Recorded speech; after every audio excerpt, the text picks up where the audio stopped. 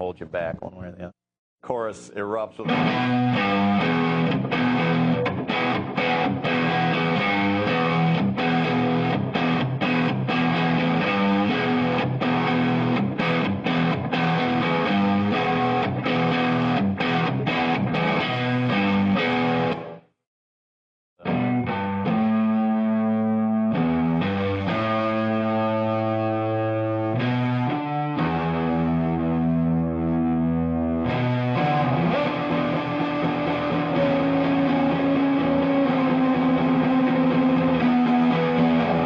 And then the monkeys begin to laugh. This is the monkey laughter solo. Cats, there's one where the cat's being chased around the room. Yeah, but then the monkeys laughing is entirely different. It's sort of the old McDonald's of, we're in the primate house now when it comes to the monkeys laughing. And that is we go to 11 because it's a guitar solo. The wah-wah pedal is deployed. The whammy bar is depressed to make the strings slack.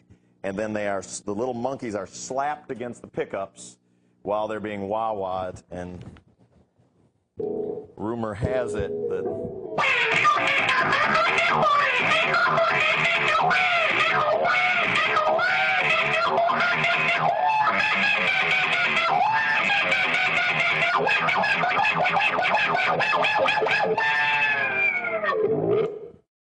Monkeys are satisfied, and I hope you are too.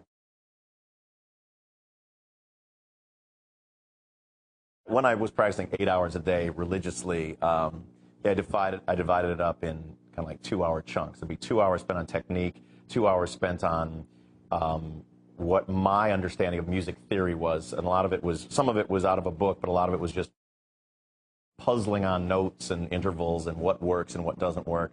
2 hours was just jamming along with the radio or with albums. Never learning songs. I always shied away from learning songs because I wanted to sort of maintain.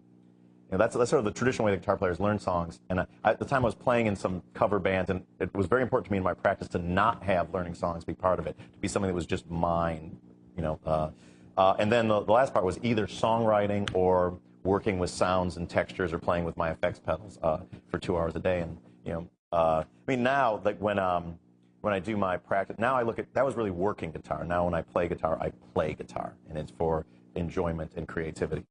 When there's like woodshedding now, or before we go in to make a record, or before a tour begins, or before I go in to play solos, I'll just, basically it's about limbering my fingers. I've got kind of the technique somewhere in there, and it's about finding a way to bring it to the surface. And a lot of that is just doing like really like sort of fluid hammer-on triplets.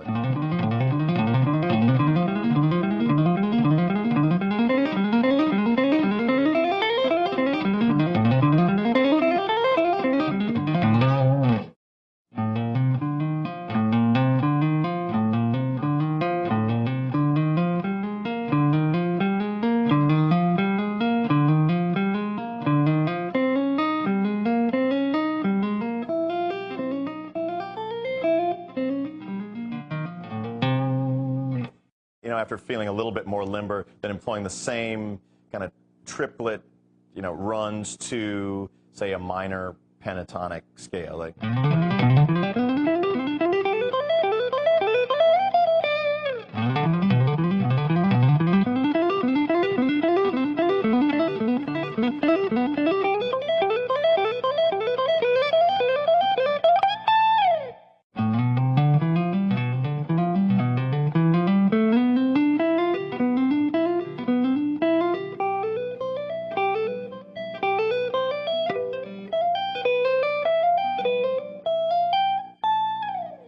And just sort of improvising around that. What I like to do, though, because that sounds kind of clean and cut and dry, is just throw the delay on, and all of a sudden you're at the circus.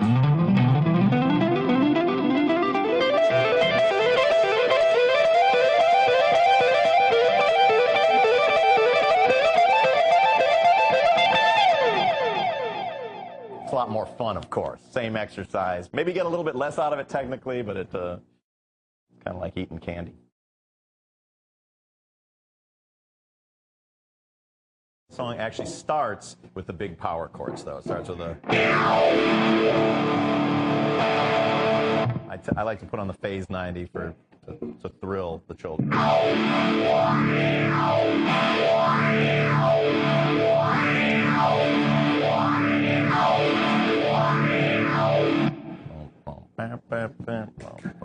Then next up we got.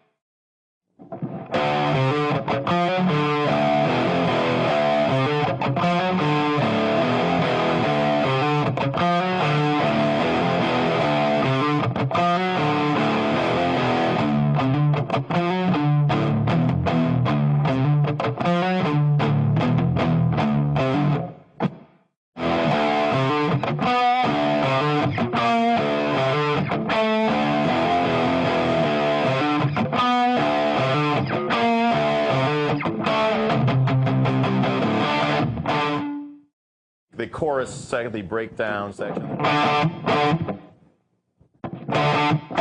Revolutionary words are spoken in there. The chorus is about to drop. Then it builds.